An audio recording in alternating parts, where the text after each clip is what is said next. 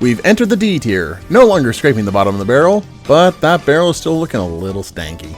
So, whereas F tier is all courses that just bored me or I disliked for awful map design and carrying minimal redeeming qualities, D tier might actually be more volatile. You'll find occasional joy in some courses, and in other cases might actually be actively angry about some.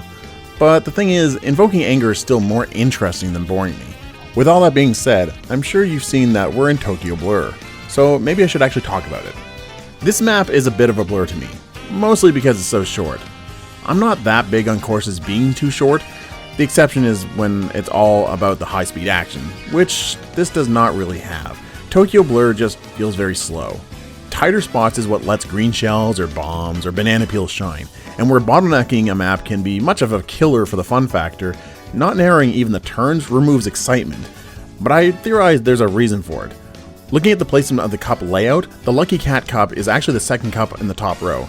It feels like Nintendo went with a loose theme of making the booster course increase in complicated tracks the further you go down the list, similar to how Mario Kart's courses normally go. It doesn't always go that way, but in this case, I think Tokyo Blur is actually very appropriately placed.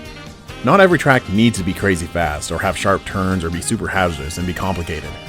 That being said, I want a course that can at least offer some of those things. The biggest hazard we have are a couple of thwomps. Even looking at the map, it's clear compared to the previous tour courses, it's not that fancy, which is nice, but then why not do something more within the map? Of course, similar to most of the booster pass, Blur also stuffs a lot of characters at the front of the track, having them be oversized so that it makes the racers look like tiny toy models racing on a street. Oh, and don't think I didn't notice the usual Ferris wheel. It's a little more out of the way, but we know we're in a tour course when we see that. But thankfully, the visuals have more to offer than the standard tour things. The buildings do still look simple, but most of the map places many of the normal buildings further away, making them far less noticeable on their design. It really feels like Tokyo Blur wanted to mix a little bit of all of their structures, and it really pays off overall. The course is actually really pretty when you're not looking at the grass. Each lap actually leaves its best impression.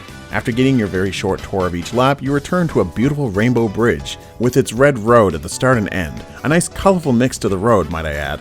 And the start of the following lap gets a really simple looking Mount Fuji, something that you'd think I'd complain about, but honestly, it reminds me of a very comforting painting. I would dare say, as far as tour courses goes, this is one with a lot of style. But that's really all it offers. The substance does lack.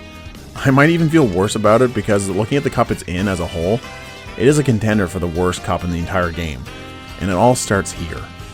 Tokyo Blur gives a lovely portrait to race through, but the map itself really does strike all the simplicity of a bland, casual drive.